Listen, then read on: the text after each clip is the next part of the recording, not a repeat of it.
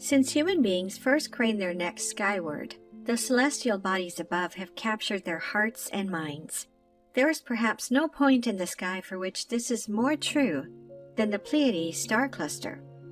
Located in the Taurus constellation and visible from the North Pole to the South Pole, the Pleiades have held a place of prominence in nearly all cultures on Earth, from the ancient Egyptians, Romans, and Greeks to the indigenous tribes of North and South America, to Asia and Scandinavia and beyond, all the way to our own modern astronomers and scientists. It would not be an exaggeration to say that the Pleiades have influenced the path of human history for thousands of years. Yet, even this might be an understatement. Perhaps this infamous star cluster has influenced us more than we know, fundamentally shaping who we are and what we do, where we have been, and where we are going, even our very DNA. Perhaps this continues to this day. On November 26, 1977, during an otherwise uneventful local news broadcast from the south of England, something took place which alarmed and disturbed those watching at home.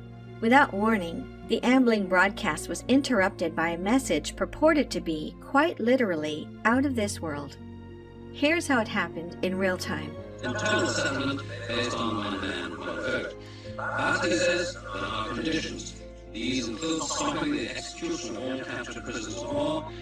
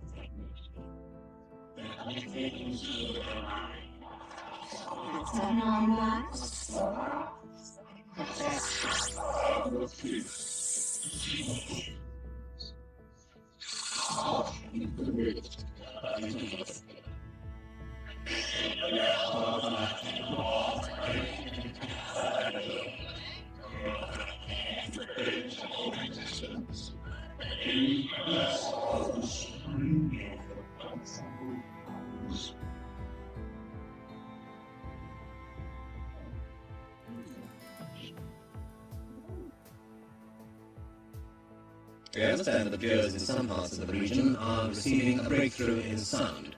We're sorry about this, and we're doing our best to rectify the fault. In the aftermath of this broadcast, experts scrambled to find an explanation. How had the broadcast been hacked, and by who? Could it have been some sort of elaborate prank? Or could it really have been a message from a mysterious galactic command sent to warn of the disaster which threatens your world?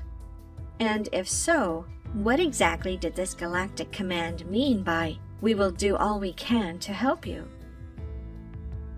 The evening of March 16, 1967 was not unlike many others in Montana at that time of year. At the remote Maelstrom Air Force Base in central Montana, home to a large cache of the United States military's nuclear missiles, a clear night meant on-duty airmen could bask in the full splendor of what is known as Big Sky Country. One such airman was doing just that, gazing lazily to the sky as the hours on duty passed, when suddenly he noticed a most curious sight. There, in the sky above him, was a small light zigzagging back and forth unnaturally. Then, moments later, another light, only larger and closer. As protocol dictated, the airman called down to the control station buried some 60 feet underground, where the phone was answered by Lieutenant Robert Salas. The airman explained the lights he was seeing, but Lieutenant Salas was unmoved, believing the lights to be nothing. He brushed the airman off, instructing him to call back if the lights got any closer as he hung up. Moments later, the phone rang again, only this time when Salas answered, the airman was panicked and shouting.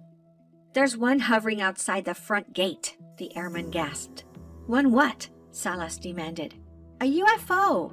I can't really describe it. It's glowing red," the airman shrieked.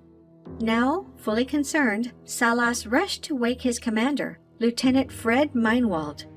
As he briefed the commander on the situation at hand, an alarm suddenly began to blare, filling the rooms of the underground station.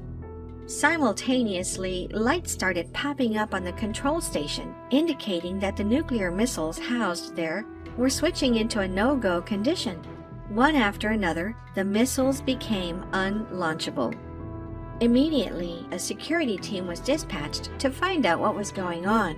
They reached the surface just in time to see a glowing red, oval-shaped object speed off into the night sky and disappear from sight.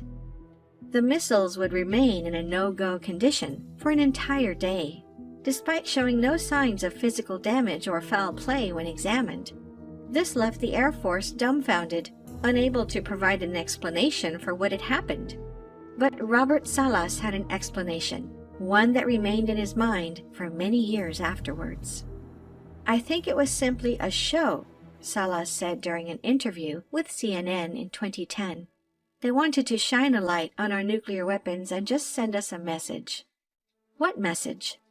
"My interpretation is the message is, get rid of them, because it's going to mean our destruction." What is perhaps most interesting about this story is that it is not all that unique. Only a few years prior, in 1964, another Air Force lieutenant named Robert Jacobs reported seeing a strange UFO firing beams of light at a nuclear missile undergoing testing near Big Sur, California. "We were testing it to see if we could launch a nuclear warhead into orbit," Jacobs explained during his 2021 testimony at the National Press Club in Washington, D.C. As the missile being tested shot into the stratosphere, a disc-shaped craft appeared in pursuit, traveling at over 8,000 miles per hour. Suddenly, the craft fired 4 beams of light at the missile, at which point, in the words of Jacobs, the warhead tumbled out of space. These types of stories are not conspiracy.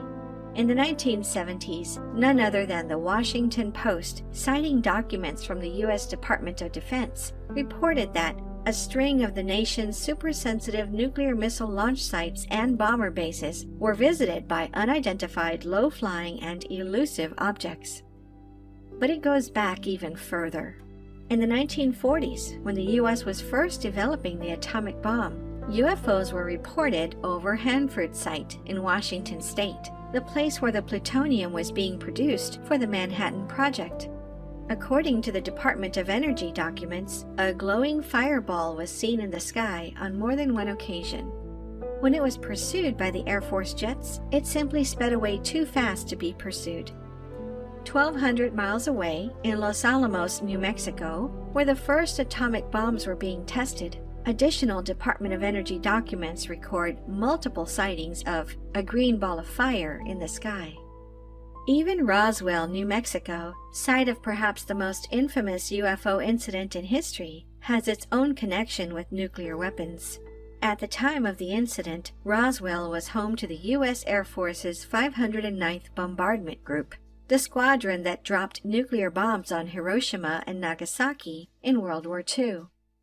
Again and again, there appears to be a connection between UFOs and America's nuclear capabilities. This connection has become the life's work of investigative journalist George Knapp, who for over 30 years has used the Freedom of Information Act to examine documents from the U.S. Departments of Defense and Energy, recording incidents which appear decade after decade to this very day. At the facilities where we were first designing and building nuclear weapons, at the places where we were processing the fuel, at the facilities where we were testing the weapons, at the bases where we deployed those weapons, on the ships, the nuclear submarines, all those places, the people working there have seen these things. In fact, the relationship between UFOs and America's nuclear capabilities is something recognized at the highest levels of the U.S. government. Consider Harry Reid, the recently retired former Senate Majority Leader from Nevada, who for 30 years was one of the most powerful people in the United States. During a 2019 interview, Reid stated, "The occurrences of people seeing unidentified flying objects is not a dozen people here, a dozen people there. Thousands of people have seen these, and on occasion, many hundreds of people saw the same thing at the same time. We have occurrences that are not disputed at some of our missile bases, where the whole base was shut down. Apparently, if they had been asked to fire a missile, they couldn't. No one knows how they did that. We have ships that the communications went dead with these things in the water. So this is not something that just a few crackpots are trying to make a big deal out of. This is something that we as a country should be involved in." In 2007, while serving as the leader of the U.S. Senate, Reid pushed for tens of millions of dollars of funding for what became known as the Advanced Aerospace Threat Identification Program, which worked within the Department of Defense investigating unexplained aerial phenomenon, or UAP. The director of this program from its inception until 2017 was a man named Luis Elizondo. In 2021, Elizondo spoke on what his investigation had discovered at an event attended by virtually the entirety of mainstream American media, and many global sources as well. There seems to be a very distinct congruency between UAP, associated UAP activity, and our nuclear technology, whether it be propulsion or weapon systems or whatnot. And that's concerning to the point where we've actually had some of our nuclear capabilities disabled by these things. When pressed by a reporter to clarify that he was saying America's nuclear capabilities had been disabled by something which could not be explained, Elizondo responded, "There is absolutely evidence that comports to the notion that UAPs have an active interest in our nuclear technology and have in the past interfered with some of our nuclear capabilities. That's fact. Yes." Crucially, Elizondo added another nugget to his address. Furthermore, those same observations have been seen overseas in other countries. They too have had the same incidents. So that tells us this is a global issue. If it is established at the highest levels of American power that UFOs have taken an active interest in the country's nuclear capabilities, could the same be true in other countries? Is it really a global issue? During the Cold War, the U.S. Air Force and British Royal Air Force jointly operated multiple bases in the UK, which housed nuclear weapons pointed directly at the Soviet Union. In late December of 1980, mystifying incidents took place at two of these bases on the same night, the latter of which has become known as Britain's Roswell. First, an air traffic controller at the RAF Bentwaters base in Suffolk, named Ivan Barker, reported something unbelievable in the sky. "We looked up on the radar scope and saw something not like anything I'd seen before," Barker explained. "It had to be moving Mach 5, 6, 7, or 8, faster than anything other than possibly a missile." As Barker looked up from the radar to view it directly from his observation tower, the craft moved closer. It was, in Barker's words, like a helicopter hovering, except with a helicopter you get movement up and down. This was stationary. It was between about 1,500 and 2,000 feet high. The thing was at least a city block in diameter. It was shaped like a giant basketball with portholes around the center, and lights emanating outward. "I was shocked," Barker professed. "There was nothing aerodynamic about it. Basketballs don't fly." At the same time, only a few miles away, at the RAF Woodbridge base, a security team led by Colonel Charles Holt reported seeing a small triangular-shaped craft in nearby Rendlesham Forest. The craft was, as Holt later described, approximately 3 meters on a side, dark metallic in appearance with strange markings. It would appear to be winking and was shedding molten metal and silently moving through the trees, and at one point it actually approached us. Then it very quickly and silently vanished at high speed. "What could this craft have been?" Holt was asked.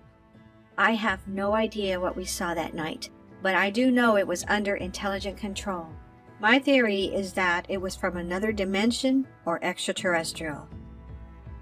Much as with the Maelstrom incident in Montana, as the UFOs were spotted at Bentwaters and Woodbridge, the nuclear weapons at each base suddenly, inexplicably, became inoperable. Those nukes they had pointed at the Soviet Union? Well, they were a no-go. Most simply, these incidents show that the connection between UFOs and nuclear capabilities is a global issue, as Luis Elizondo suggested.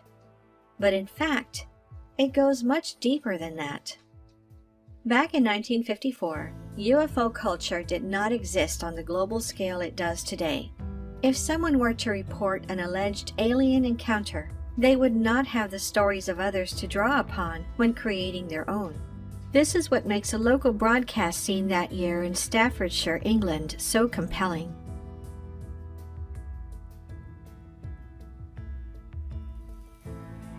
Staffordshire's had a whole crop of flying saucers. Spots in the sky, lights in the sky, strange things. But the strangest of all was seen one day over this cottage. Mr. and Mrs. Rustenberg were living there, quietly, out in the country. And, well, you just tell me what you saw. Well, this was one ordinary day. I was waiting for my husband to come home from work, and my 2 sons went to Seifert to school, and I was getting changed, and I heard this terrific noise. It was just like a giant cauldron of water being poured onto a fire, a shh sort of noise, you know. And my first reaction was, oh, the children. I thought maybe a plane was crashing or something like that. And I slipped my jumper on and went outside to find my 2 sons lying flat on the ground in the garden in front of the house, shouting, "Mummy, Mummy, there's a flying saucer." Well, naturally, I just said, "Come on, don't be stupid. Come in the house." But felt sort of a strange sensation. Wended my way up the side of the house to where we had a pump where we used to get all our water from, and automatically looked up to see this, all I can describe, this huge Mexican hat. It was stationary, this thing, and it was bright silver in color, and it had a dome. It was tilted to sort of, I could see the occupants in it. You saw people in it? I saw people in it. There were 2 people in there. These people were beautiful people. That's the only way I can describe them. They had long golden hair, like a page boy bob, just like the old kings. You used to see photographs of the old kings. And the colour of the hair was golden. Now, I was really... What were they dressed in? They had a sort of a polo neck jumper affair, like a ski top suit, in pale blue. Now, these people weren't sat one behind the other. They were sat together, but this, whatever it was tilted so that I could see them and they could see me. Were you looking at them through windows, through portholes, or what? No, not portholes. It was just sort of like a cockpit, I suppose, that had this perspex or glass or whatever it was. They could see me anyway, and I could see them. And they had beautiful faces. I shall never forget their faces as long as I live. Their foreheads seemed to be a bit larger than, you know, the bottom of their faces as normal people you would expect to see. But maybe this was just whatever they had around their heads, which was like a transparent fishbowl.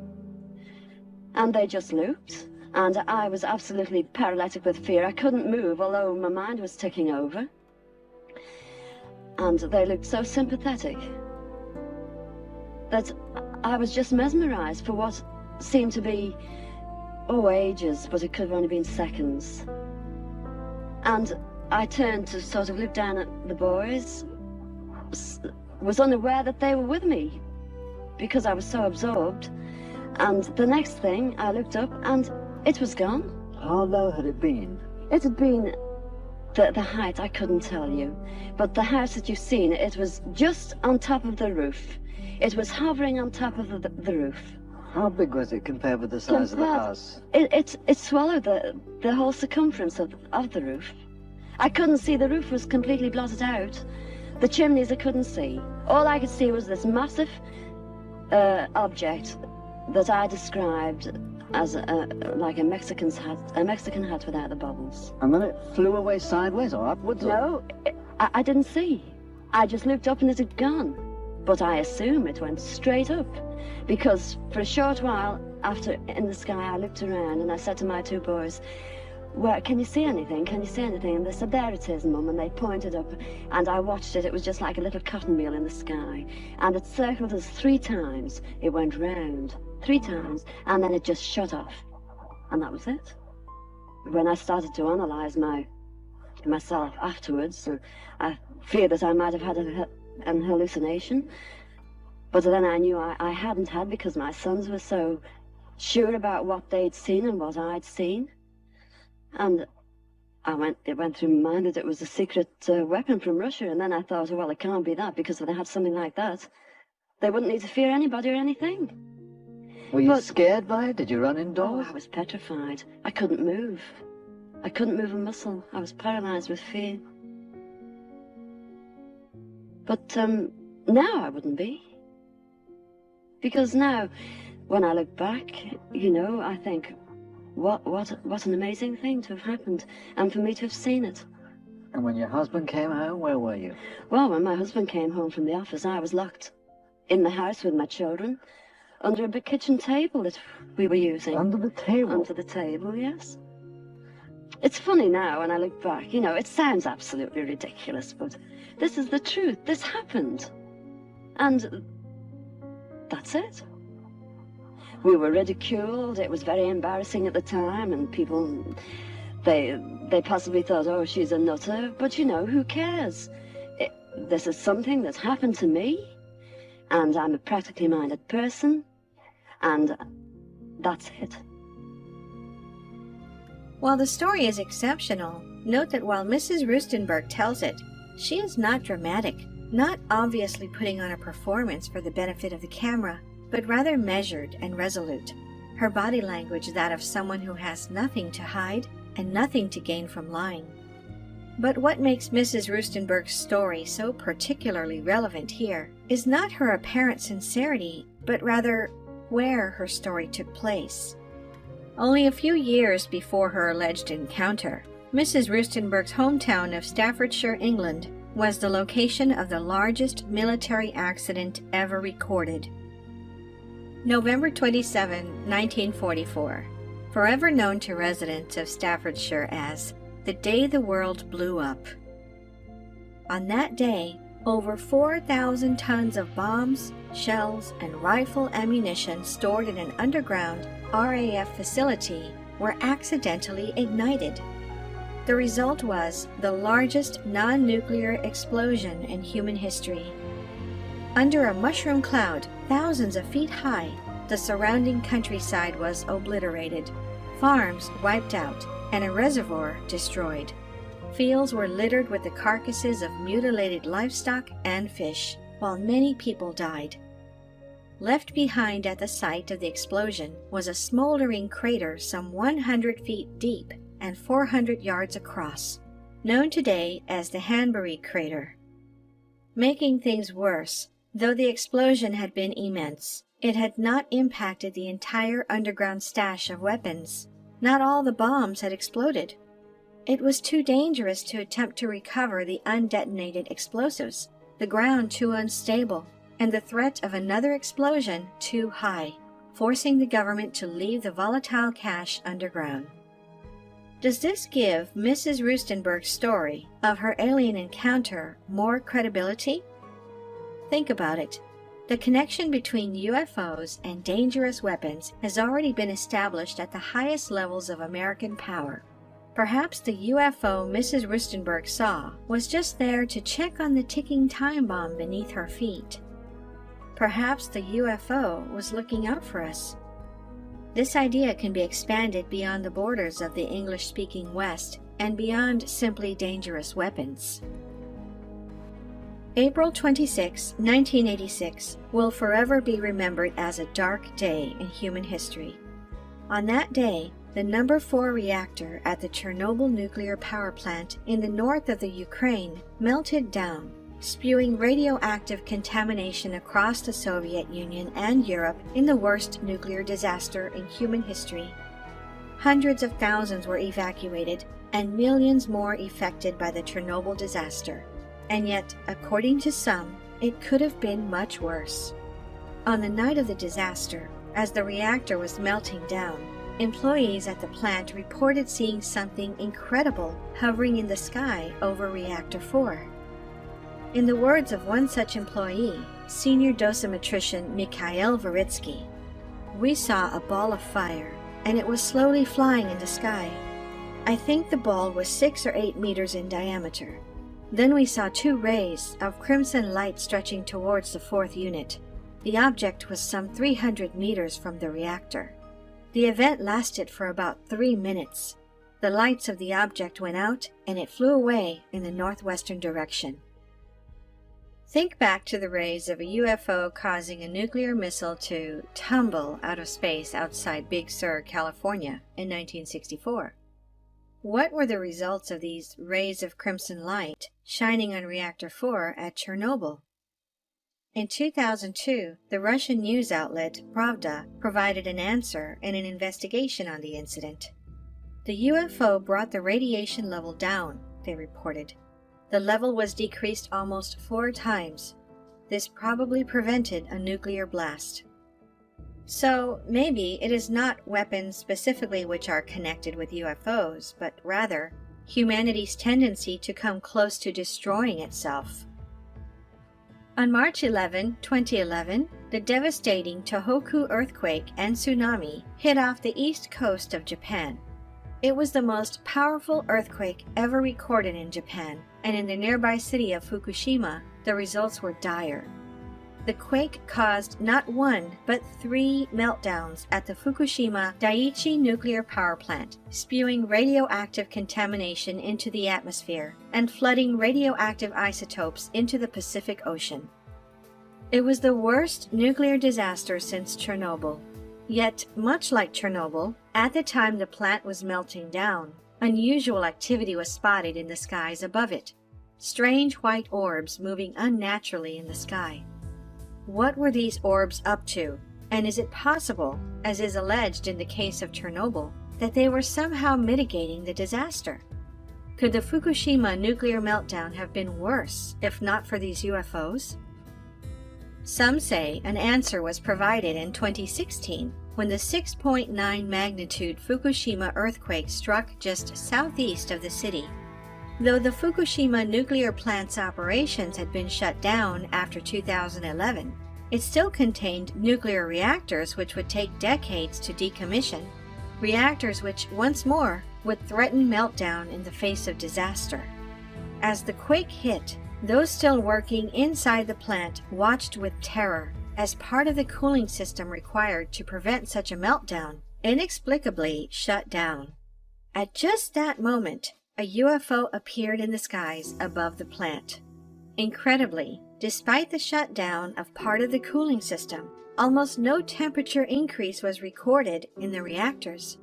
There was no meltdown and no nuclear disaster. Could the UFOs seen in the skies as the quake hit have somehow prevented disaster? In light of the alleged instances at Fukushima and Chernobyl, and the well-documented connection between UFOs and nuclear weapons, perhaps an intercepted broadcast from a purported galactic command warning about a disaster which threatens your world is not as far-fetched as it may have seemed. Perhaps Robert Salas was not wrong when he surmised aliens were trying to send us a message about our destruction. Then again, maybe it goes beyond simply an intercepted broadcast, beyond abstract warnings. Maybe it is more of a partnership. Haim Eshed is something of a legend in his own time. For 30 years he served as the head of Israel's space program, 3 times earning the Israel Defense Prize, the highest civilian defense honor in the state of Israel, while personally overseeing the launch of 20 Israeli satellites. He is appropriately known as the father of Israel's space program. This is why it was so stunning when in 2020, after retiring from his post, Eshed gave an interview to Yediot Aharonot, the largest newspaper in Israel, in which he spoke of things previously unheard of from someone in his position. Aliens have not only already visited Earth, Eshed dramatically claimed, but have contacted and forged relationships with world governments. These aliens, according to Eshed, represent an intergalactic space federation which has been watching over humanity, tracking all nuclear activity and preventing nuclear wars. Not all the governments of the world know, he explained. There's a group of partners, Americans, Russian, Japanese, British, Chinese, who are coordinating not to reveal this, and they asked not to publish it. Perhaps Haim Eshed is lying. Perhaps he would throw away an award-winning career on a ruse. Or maybe he is merely the first in such a position of power to tell the truth. Could an intergalactic space federation really be watching over humanity without most of us even knowing it's happening? Or maybe we know more than we realize. It was July of 1992 when Peter Curry awoke to a distressing situation. He was paralyzed, unable to move but fully conscious. More alarmingly, he realized a strange woman was sitting on top of him, straddling his body. She had unusual features, blonde hair and milky white skin, with large blue eyes and protruding cheekbones. On the corner of the bed sat another woman, an Asian-looking female, according to Curry. Slowly and without speaking, the woman on Curry's chest turned to the other woman, touched her stomach, then pointed to the sky. As she did, the 2 strange women disappeared. Afterwards, Curry searched the room for evidence of their having been there, and actually found it. Unlike in so many other instances, this time there seemed to be physical evidence left behind, a single hair. Feeling he had proof of an alien encounter, Curry brought the hair to an independent biochemistry lab for analysis, and the results were unbelievable. The hair was optically clear, like nylon fishing line. According to biomolecular chemist Horace Drew, There's nobody on Earth who has hair that is optically clear. Moreover, whereas human hair has one DNA type, this hair had two: a blue-eyed, light-skinned Celtic lineage at the root, and a rare Chinese lineage in the shaft. How were these things possible? To the lab scientists, it seemed as though the hair might really be alien. Note that the alleged aliens Peter Curry encountered did not have the appearance of the aliens we know in popular culture, those small gray beings with bulbous heads and large black eyes. No, Curry's aliens appeared more human. Blonde hair, blue eyes, the milky white skin. She looked almost Scandinavian. Recall Mrs. Rustenberg from Staffordshire and how she described the aliens she saw. These people were beautiful people. That's the only way I can describe them. They had long golden hair, like a page boy bob. Did she and Peter Curry come into contact with the same type of aliens? And if so, who are they? Some 500 light-years from Earth, nestled within the Taurus constellation, lies the Pleiades star cluster. Made up of hundreds of stars, 7 are visible to the naked eye on a clear dark night, leading the cluster to become referred to in modern times as the Seven Sisters. For as long as human beings have been recording their thoughts, the Pleiades star cluster has held a place of special and strangely similar importance. In ancient Egypt, the 7 visible stars of the Pleiades cluster represented 7 goddesses providing nourishment to worshippers. Scandinavian tradition spoke of the Pleiades as the daughters of the Norse goddess of love and fertility, with people painting 7 spots on their houses for protection. In ancient Rome, the school of thought known as Hermeticism spoke of the 7 stars of the Pleiades as possessing the secrets of a higher level of consciousness, while in China, the Xiaoling Mausoleum, which contains the tomb complex of the founder of the Ming Dynasty, is laid out in the arrangement of the 7 stars of the Pleiades and is said to contain great cosmic secrets. Cherokee traditions in North America even spoke of their people having actually originated in the Pleiades cluster, coming to Earth as star seeds with a mission to bring light and knowledge. What is most curious about these traditions, and others like them, is the repeated use of 7 stars of Pleiades as their foundation. In actuality, there are not 7 stars visible to the naked eye, but 6. So how, modern scientists wonder, did the ancients keep speaking of 7? Did ancient civilizations have some sort of special information regarding the Pleiades? And why did they keep ascribing similar characteristics to the cluster: knowledge and consciousness, nourishment and protection? Some in more modern times have an answer. According to ufologists, the Pleiades star cluster is not just another point in the sky, but in fact, the home to a race of alien beings known as the Pleiadians.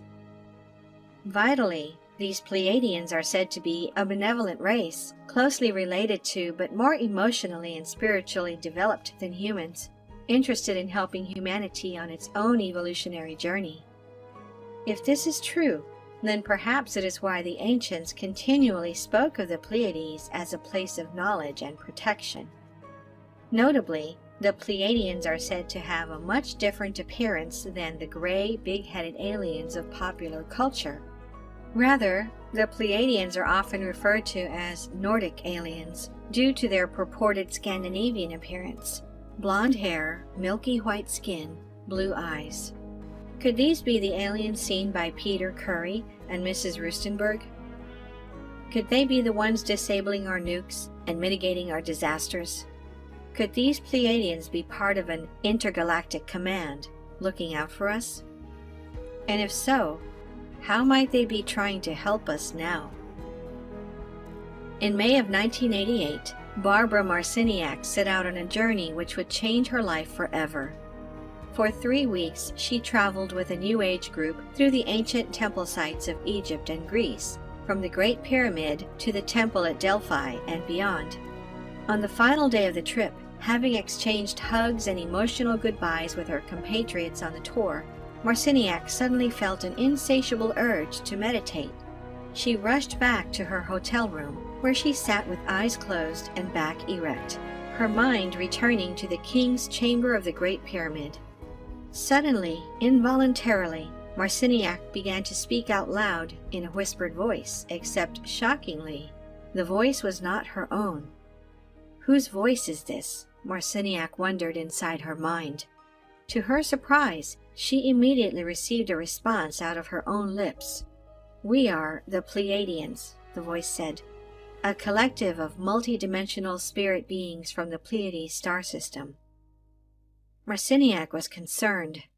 Who in their right mind was going to believe I was in contact with and speaking for ETs, she wondered. After half an hour, the voice stopped, yet it did not leave her. It returned again, then again and again, day after day, until, suspecting herself to be some sort of messenger, Marciniak began to record herself whenever she was compelled to speak in this Pleiadian voice. Today, Marciniak is the author of 7 books written from these recordings, which have been translated into 20 languages and sold nearly 1 million copies worldwide. She travels the world spreading the messages she purports to have received from the Pleiadians. The question is then, what messages? What have they told her? To start, Marciniak says she was told of an ancient alien species who seeded their DNA throughout the universe, founding numerous offshoot species throughout the galaxy, including in the Pleiades star cluster and on planet Earth. In the words of the Pleiadians, spoken through Marciniak, "Our ancestors were some of the original planners of Earth, orchestrators who seeded worlds and civilizations with creativity and love. Our ancestors are also your ancestors, and we like to call you our ancient family, as indeed you are. Our ancestors gave their DNA to the original planners, and this DNA became part of the DNA of the human species. Remember the traditions of the Cherokee who spoke of themselves as starseeds of an alien race from the Pleiades cluster? Perhaps they were onto something. In fact, the idea that alien DNA is a part of human DNA is not myth or conjecture, but part of an ongoing discussion at the highest levels of modern science. Look to Dr. Francis Crick, the English scientist who won the 1962 Nobel Prize for his work deciphering the helical structure of DNA, laying the groundwork for understanding DNA structure and functions. In his work, Crick noted that the small pieces of DNA that coded for proteins seemed to float in a sea of elements with no apparent purpose, genetic gibberish. Crick suggested that these other elements, this genetic gibberish, was little better than junk. What was this junk? Crick had an answer, a theory known as directed panspermia. Simply, directed panspermia means that life was deliberately spread across the galaxy, including to Earth, by an advanced ancient alien civilization, leaving bits of our alien beginning in human DNA.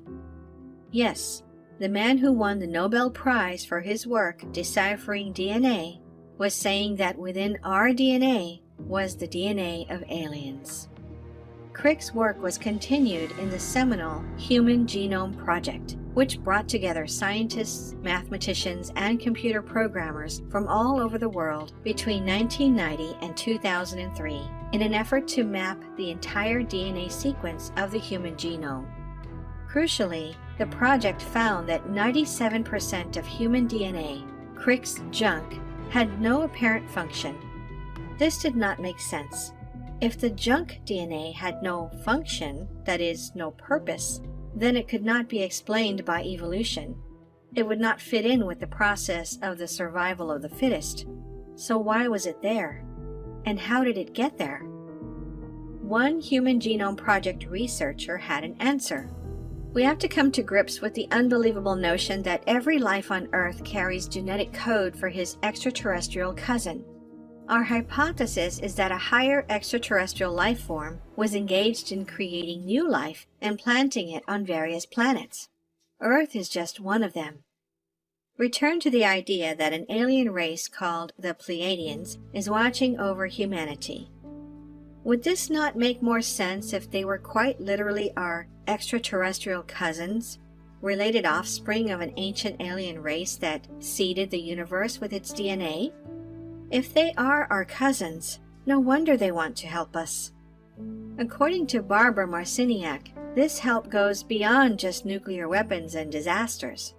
Rather, the Pleiadians are here to assist humanity with the process of spiritual transformation. Like an older, more evolutionarily advanced sibling, they have come to help humans in their transition to the next stage of evolution. In the words of the Pleiadians, spoken through Marciniak, a transition is about to occur, a dimensional shift that will lessen the density of the third dimension so that you will move into higher dimensions in which the body does not have such a solid state. But how can this transition take place? The Pleiadians instruct, when people pay more attention to nature and care for the earth, rather than obsessing on war and financial portfolios, you will know the transition to greater awareness has truly taken hold. The land must be loved into vitality, and nature must be recognized and cherished as an intelligently designed, interactive system of information that connects you to layers upon layers of multi-dimensional realities. As you shift your perceptions, you will be able to rebuild your civilization based on value and respect for all life. Barbara Marciniak and others who channeled the Pleiadians affirm that the Pleiadian race has advanced thousands of years beyond us in technology and spiritual understanding. They inhabit many planets, some of which are Ptah, Era, Semjase, and Quetzal, and many others. Although they are spread in many planets in the Pleiades cluster, they maintain a balance by having a low number of people on each planet, in order to preserve both their and their planet's health. They live in harmony with each planet and consider themselves one with nature and all other life forms around them. They don't have any religion, although they are very spiritual. They don't have any currency system as well, and they distribute goods freely, with everyone contributing to their society in different ways. According to channelers, the Pleiadians possess records of Earth's entire history and all civilizations that developed here. It's been said that they helped and influenced many of these civilizations, including Atlantis, Lemuria, and other unknown ancient civilizations. Is this possible? That our extraterrestrial Pleiadian cousins are not only watching out for our safety, but attempting to help us move into the next stage of evolution? One based on value and respect for all life? Is this why they have been so interested in turning off our nuclear weapons and mitigating our disasters? And could they really have contacted Barbara Marciniak with the words to make this evolution a reality? The answers to these questions remain to be seen. But if the Pleiadians are to be believed, a change is coming, one which, in their words, will not only affect Earth, it will affect your future, our present, and the entire universe. Thank you for watching. If you enjoyed the video, please hit the like button, and if you're new, hit subscribe and the bell next to it for future notifications.